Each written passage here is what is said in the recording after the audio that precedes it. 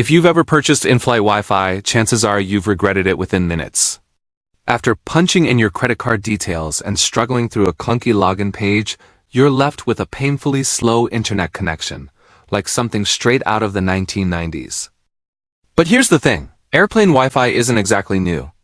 Back in 2001, Boeing launched their own service called Connection, with an X, because, early 2000s branding. It was expensive, slow, and limited. But with no YouTube or Netflix back then, passengers didn't demand lightning-fast speeds. So why is in-flight internet still so terrible? And more importantly, how is SpaceX about to change that? To understand, we first need to explore how airplane Wi-Fi actually works. Aircraft can connect to the internet in two ways, through ground-based cell towers or via satellite.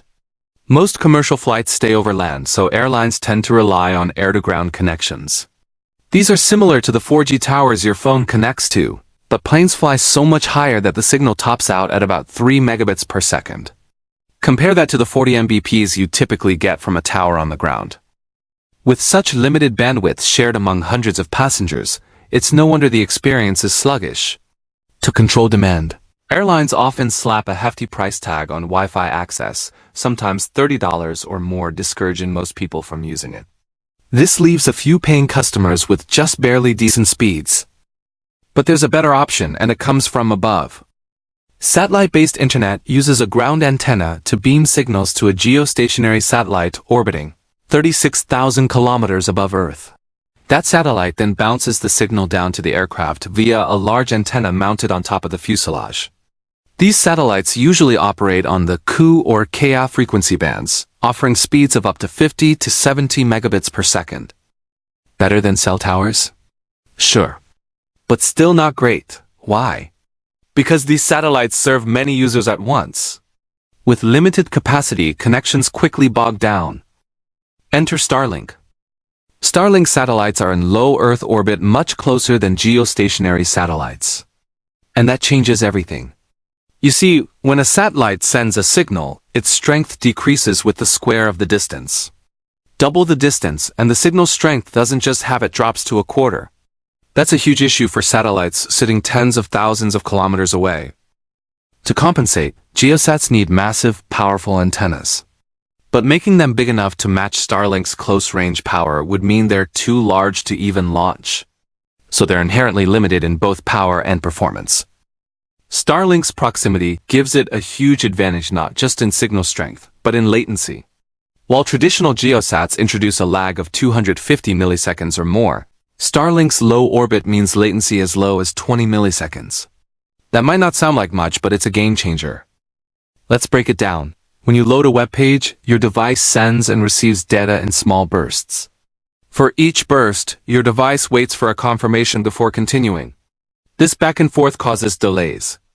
With lower latency, Starlink can send and receive data far more efficiently, leading to dramatically faster load times and smoother performance. And thanks to its massive constellation of satellites, Starlink can spread bandwidth across more users, meaning planes won't have to fight for a limited slice of the pie. In fact, the bandwidth available to a single plane could increase tenfold. But speed isn't the only benefit. Traditional aircraft antennas are bulky, with mechanical parts that physically rotate to track satellites. This adds drag and increases fuel consumption by about 0.3%. Doesn't sound like much? Multiply that over years of flights and it adds up to millions in fuel costs. Starlink avoids this with phased array antennas.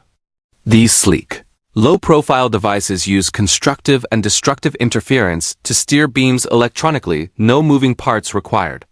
They're more precise, more compact, and more fuel efficient. You can even spot one on SpaceX's Starship vehicle, used to transmit live test data. So, what if aircraft used Starlink not just for passenger Wi-Fi but for flight safety? Take Malaysian Airlines Flight 370, a tragic mystery with few clues.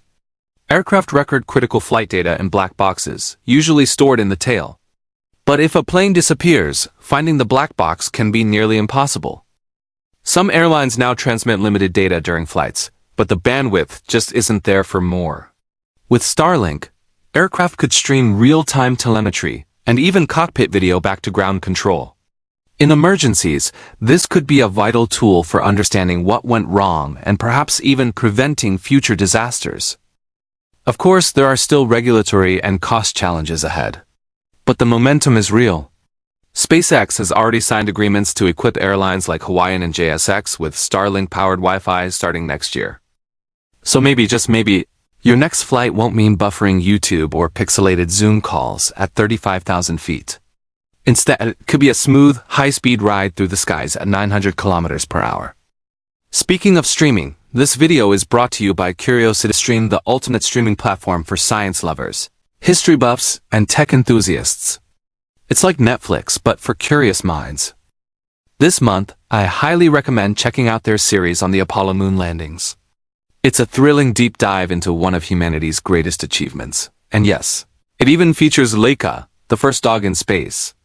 What more could you ask for? You can stream CuriosityStream anywhere, anytime, on any device.